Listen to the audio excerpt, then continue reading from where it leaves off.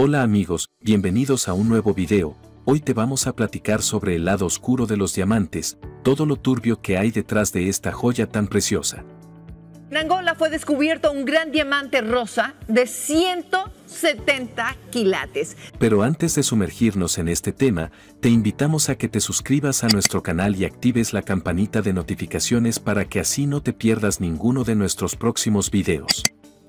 Ahora sí, lánzate por tu botana favorita y ponte cómodo, porque te vamos a hablar del lado oscuro de los diamantes de conflicto. Son un corte excelente y de alta calidad. Más adelante vamos a ver por qué esto es súper importante. Empecemos con este diamante. Los diamantes sin duda alguna son las joyas más lindas y desde hace muchos años y hasta hoy en día siguen siendo un símbolo de estatus, elegancia y amor. Pues hoy en día si quieres demostrar tu amor puedes regalar una joya, y según algunas personas con esto demostrarás el amor que le tienes a esa personita especial para ti. Los diamantes durante mucho tiempo eran exclusivos solo de la realeza, pues eran los únicos que tenían el acceso económico a ellos.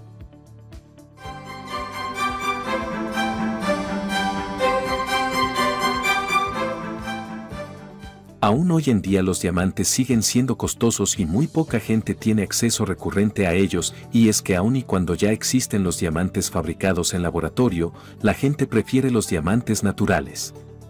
Pero esta joya preciosa, como todo, en esta vida tiene un lado manchado y oscuro.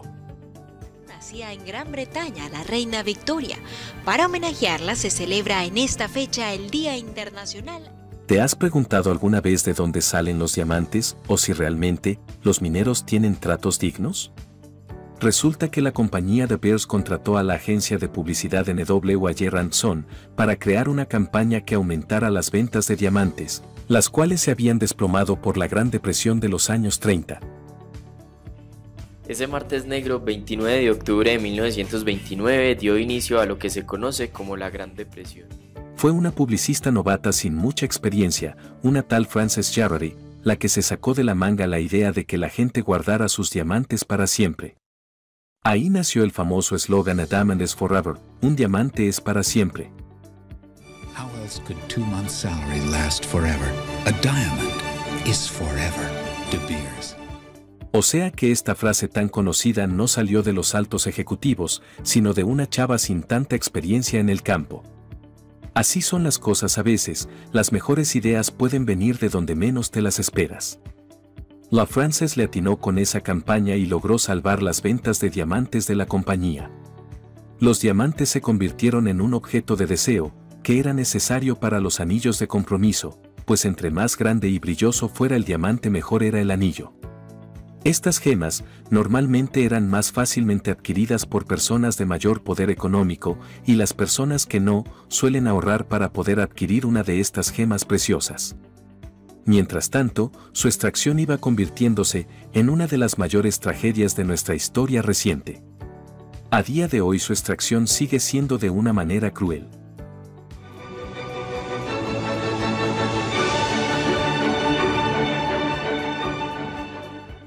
El diamante se estableció como símbolo de eternidad por su dureza y de romanticismo y lujo por su gran valor. La campaña publicitaria promocionaba la gema en sí, no la marca, lo que consiguió crear una tradición de consumo en sectores de la sociedad y países que hasta entonces era inexistente. Alrededor de un 80% de la producción diamantífera pasaba por De Beers, por lo que el éxito de la campaña alzó los beneficios de la compañía.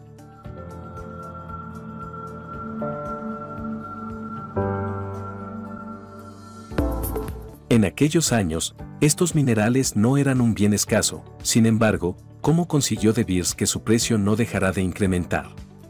Hasta finales del siglo XIX, estas gemas se ubicaban en áreas limitadas a India y Sudamérica.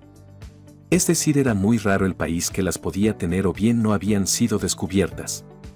Estas joyas siempre han sido exclusivas para las personas que más poder adquisitivo tienen, su valor estaba acorde a su carestía en la naturaleza y también dependía mucho de cómo fueran tallados por los artesanos.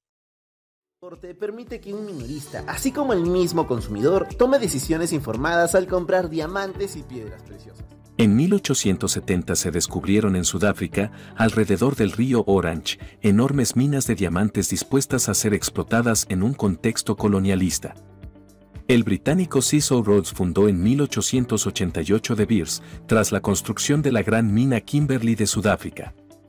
La compañía era poseedora del área más relevante en producción mundial de diamantes en bruto, que después se convirtió en el mayor extractor y distribuidor de diamantes preciosos. Esta piedra preciosa de 100 quilates es de Sudáfrica.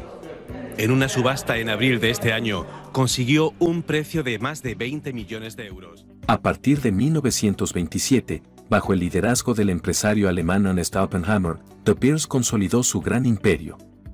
La compañía decidió utilizar el monopolio del negocio para ofrecer a la sociedad pequeñas dosis del producto. La estrategia empresarial de De Beers radicó en crear un marco de escasez artificial.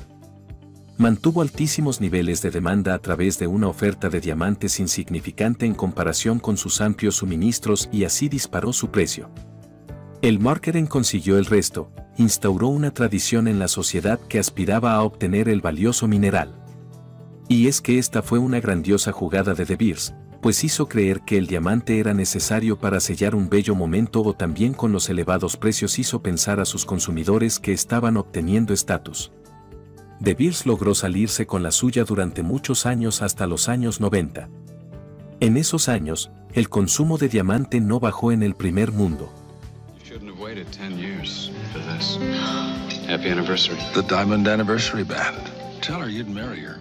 Sin embargo, gracias a la voz de organizaciones sin ánimo de lucro y al periodismo de investigación, tirarían el imperio de De Beers. El mundo comenzó a saber una pequeñísima parte de lo que realmente sucedía en África para que estas gemas llegaran a las más exclusivas y prestigiosas joyerías. Y es que en África se vivían guerras civiles, golpes de Estado, habían muchos refugiados africanos en el mundo que se veían obligados a huir de su país natal para así estar a salvo, también sufrían de opresión, abusos de todo tipo. Partes de África se habían convertido en un lugar muy peligroso para vivir. Se convirtieron sin saberlo en cómplices de la desgracia que ocurrió, que han sufrido aquí miles y miles de niños y niñas. En África Central y Occidental, estos minerales estaban repartidos por extensas zonas, porque incluso de los hogares se podían encontrar diamantes, lo que hacía difícil controlar todos los territorios posibles para la explotación minera. A inicios de los 90, en países con cierta inestabilidad política, grupos rebeldes aprovecharon ese carácter incontrolable del negocio de diamantes para financiar sus luchas. Según expertos, los diamantes de África son los mejores, pues según ellos estos minerales de ese país cuentan con un brillo único y un color precioso. Y un grupo llamado FRU, o Frente Unido Revolucionario, una guerra en parte financiada con diamantes. Se puede decir que los diamantes han marcado la historia y la trayectoria de Sierra Leona y de otros estados de África desde que fueron descubiertos en la década de 1930. Cuenta la leyenda que en la región de Kono, al este de Sierra Leona, cuando llegaron los primeros misioneros británicos, los niños de ahí jugaban canicas con diamantes. Y es que dicen que a las montañas les veían forma de leones, de ahí el nombre del país. Se ha visto salpicada por la codicia y la violencia, lo que la ha convertido en una de las causas del conflicto armado que asoló el país durante la última década del siglo pasado. Total que las casas brillaban en las noches de luna llena porque entre el lodo de las paredes había un montón de esas piedritas. Había tanta abundancia que los lugareños ni les daban valor. Hasta que llegaron los colonizadores y se obsesionaron con ellas. Ahí cambió la cosa. Resulta que en Sierra Leona los diamantes se encuentran en los ríos, así que cualquiera con una pala y un tamiz puede agarrar unos cuantos. En el resto de África la extracción es distinta, con empresas mecanizadas que controlan las reservas escondidas bajo tierra. Pero claro, la mano de obra más barata y explotada es la humana. Por eso les encanta a las compañías contratar locales desesperados, para pagarles una miseria. Así funciona el asunto. Y justo debajo de su fértil suelo, yace un botín con las gemas más codiciadas del mundo. El conflicto que tuvo lugar en este país del oeste de África respondió en un principio a un origen político, pero pronto adquirió tintes culturales y étnicos. El detonante fue la rebelión del Frente Unido Revolucionario conocido como el FUR, un movimiento formado principalmente por grupos étnicos de origen tenmés, quienes rivalizaban con los Méndez, que en ese momento integraban una buena parte del ejército, de las Fuerzas Armadas y del gobierno. Desde 1991 hasta 2001, estalló una guerra particularmente brutal entre fuerzas del gobierno. Lo que al inicio pasó en el sur del país pronto se extendió a casi todas las regiones. Los Méndez, que defendían sus posiciones en el gobierno, crearon con el tiempo a los Camajo, milicias armadas para mantener el orden y contrarrestar ataques. Una razón por la que la guerra duró casi una década fue que los Temnes controlaban los yacimientos de diamantes y a la gente que trabajaba ahí a la fuerza. O sea que tenían secuestrada a la mano de obra en las minas. Así que como vemos, el control de las áreas diamantíferas y la explotación de los trabajadores locales fue una de las causas principales de que el conflicto se prolongara tanto tiempo. Los grupos armados no querían soltar ese negociazo redondo de tener cautivos a los que les sacaban diamantes casi gratis. Se dieron cuenta de que estos eran su única fuente externa de apoyo. Si esos rebeldes... El Frente Unido Revolucionario decía que luchaba por la democracia, pero peleaba contra civiles y usaba los diamantes para comprar armas y otras cosas. Se calcula que en esta guerra mataron al menos a 75.000 personas, muchas veces de forma bien cruel. Unos 2 millones, más o menos la mitad de la población de entonces, fueron desplazados o tuvieron que emigrar. Fue sin duda la guerra rebelde más despiadada de la historia. O sea que los supuestos revolucionarios democráticos nomás usaban ese discurso para encubrir que en realidad eran unos salvajes que financiaban su violencia con diamantes. Le hacían cosas horribles a la gente sin importar si eran civiles o no, un verdadero desastre, que obligó a millones a huir para salvar el pellejo. El costo humano de los diamantes de sangre en África ha sido enorme. Literalmente millones han muerto por los conflictos y los diamantes ensangrentados. Este era el precio de los diamantes, muchas personas pagaron con su vida por culpa de los diamantes. Uno de los crímenes de guerra que era muy común que ellos cometieron era la mutilación de extremidades. Mucha gente en Sierra Leona fue mutilada cuando eran privadas de la libertad en las minas de diamantes. En la actualidad, Ibrahim vive en un campamento para heridos y mutilados de guerra, uno de los tantos que hay en el país. Desde los años 90 los diamantes entraron al mercado de manera ilegal, pues venían de países que se encontraban en guerras civiles. Estos diamantes eran conocidos como los diamantes de conflicto. Relacionados con el fallecimiento de personas y destrucción de comunidades, toda la industria fue duramente criticada. Pero Sierra Leona no era el único país con riqueza de diamantes. También en Angola, donde una guerra civil tiñó de rojo al país y los diamantes sirvieron para comprar equipos bélicos. De hecho, Angola fue el primer país africano en llamar la atención del mundo por sus diamantes. En Angola fue descubierto un gran diamante rosa de 170 quilates. Angola, un país rico en minerales y recursos naturales, pero con una historia bien triste. La guerra civil comenzó en 1975 cuando Portugal, la potencia colonial, se salió y los movimientos independentistas se pusieron a pelear entre ellos. En plena Guerra Fría, Angola se volvió el campo de batalla entre el bloque comunista y Estados Unidos con sus aliados.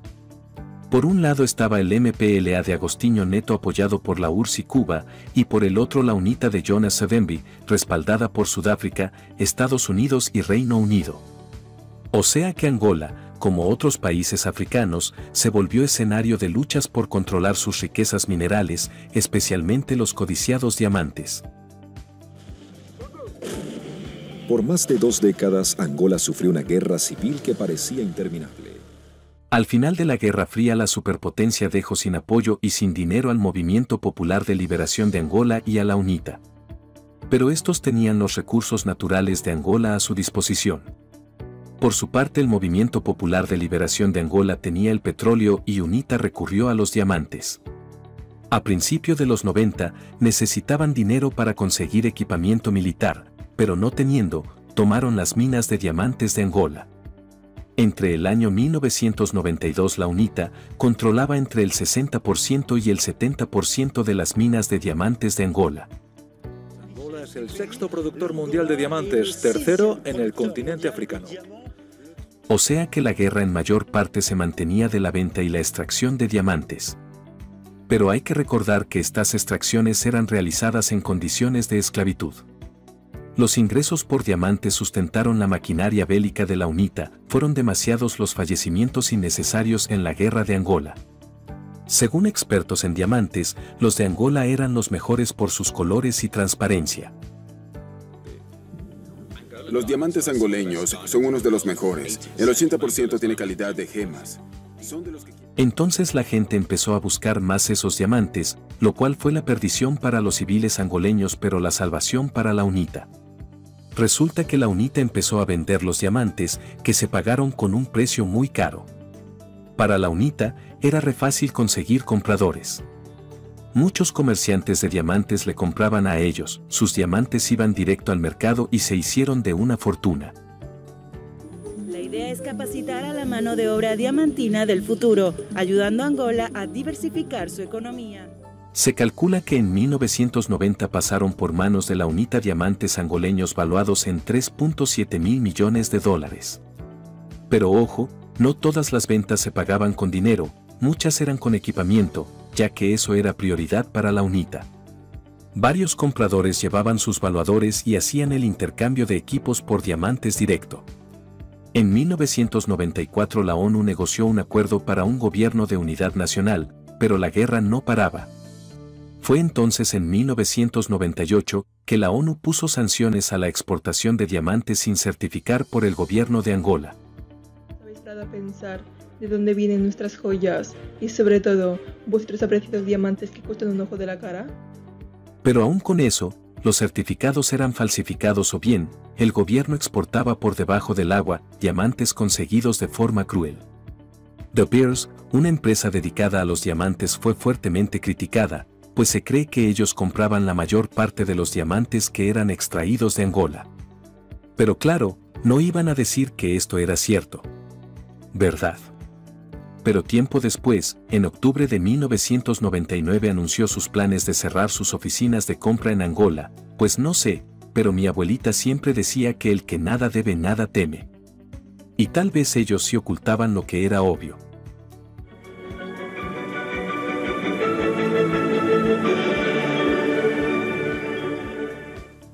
Otro país africano que se vería en un conflicto sería la República Democrática del Congo. Los continuos enfrentamientos entre Hutus y Tutsis en la República Democrática del Congo, con motivaciones raciales y políticas, están alimentados por la riqueza de los diamantes. Por eso países como Angola, Namibia y Zimbabue apoyan al gobierno congoleño a cambio de derechos para explotar minas en zonas limítrofes. Y otros como Burundi, Ruanda y Uganda respaldan a los rebeldes participando en el tráfico ilegal de diamantes que los financia. Después de la larga dictadura de Mobutu Sese Seko, en 1997 ganó la guerrilla de Laurent Kabila, que puso la República Democrática del Congo. Desde entonces la guerra por el poder fue sustituida por el control de riquezas del subsuelo como petróleo, cobalto y diamantes. Este conflicto le costó la vida a Kabila, asesinado en 2001, poco después de darle la exclusividad de venta de diamantes a la empresa israelí ID Diamond. Su hijo Joseph revocó eso apenas lo sucedió como presidente. Son miles las personas que han llegado hasta una pequeña aldea al este de Sudáfrica, seducidas por esta nueva fiebre del diamante. Cerca de 500.000 de congoleños sobrevive participando directa o indirectamente del contrabando de metales preciosos. Entonces se decidió firmar el proceso Kimberley para controlar y certificar el origen de diamantes de zonas en conflicto y así evitar que se exportaran diamantes de sangre al mundo. Este sistema internacional regula el mercado para garantizar que los diamantes vengan de áreas pacíficas.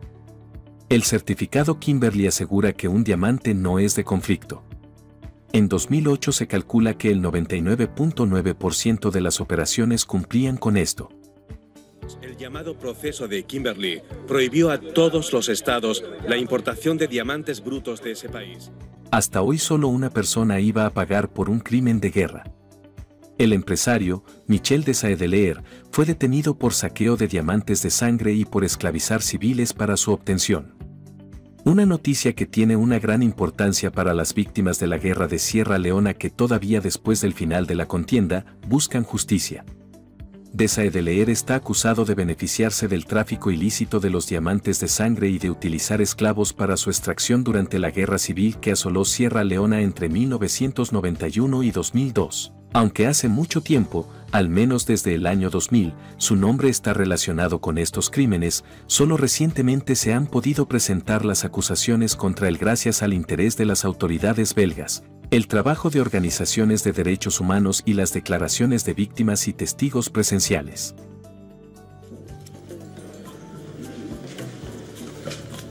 Estos son de color, ¿no? Fantasy de eso. El empresario belga-americano es sospechoso de haber participado, junto con el expresidente de Liberia, Charles Taylor, y los rebeldes del Frente Revolucionario Unido el RUF, liderado por Foday Sankoh, en un plan para extraer diamantes ilegalmente en el distrito de Kono, en el este de Sierra Leona. Pero todo se vería frustrado con su fallecimiento.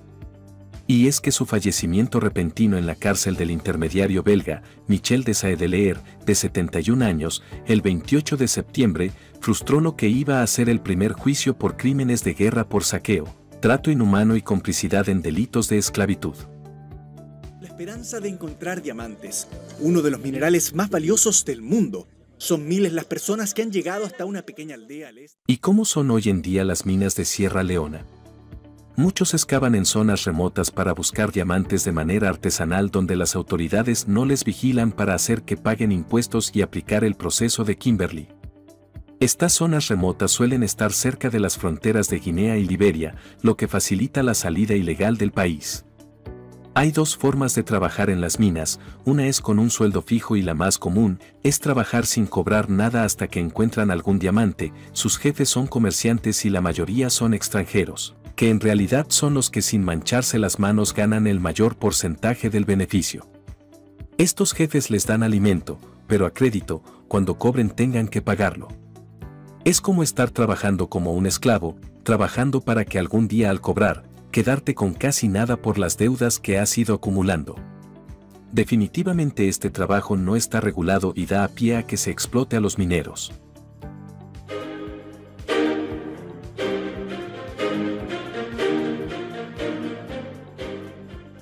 Lo que les pagan a los mineros por vender los diamantes es muy poco. Realmente los únicos que ganan son los intermediarios y comerciantes internacionales. Tal vez si se repartieran mejor esas ganancias, podrían cambiar la situación en esos países. Esas piedras podrían motivar el desarrollo en zonas rurales y no la tragedia con la que se les asocia. Ahora los diamantes africanos ya no están manchados de sangre como antes, pero sí llenos de esclavitud. Aunque exista el proceso Kimberley, hay gente que se aprovecha de la necesidad de trabajar y llevar comida a casa. El proceso Kimberley ha sido adoptado por la Comisión Europea en el año 2003 y entró en vigor el mismo año. Por eso hoy en día sigue existiendo explotación en las minas de diamantes. Me pregunto si la gente que compra los diamantes sabe de todo el sufrimiento que ha habido por años y que aún hoy existe. En ninguna parte del mundo el negocio de los diamantes da más ganancias que en Estados Unidos, donde se vende la mitad del inventario global. Indirectamente, al comprar muchos de estos diamantes la gente está contribuyendo a la esclavitud actual y en su momento a las masacres en las guerras. Claro que muchos no lo saben porque este tema no es muy conocido. Fue solo un eslogan el que hizo pensar a la gente que el amor se podía representar en un diamante sin ver la historia detrás. Así que sí, muchos diamantes vendidos en joyerías de Estados Unidos y otros países muy probablemente sean de conflicto o de esclavitud. So I know diamonds. I know diamonds, Cuéntanos, ¿tú conocías la historia de los diamantes de sangre? ¿Qué opinas de lo que hay detrás de los diamantes? Déjanos tus comentarios, suscríbete al canal y si puedes regálanos un like y comparte este video con tus cuates. Nos vemos en el próximo video.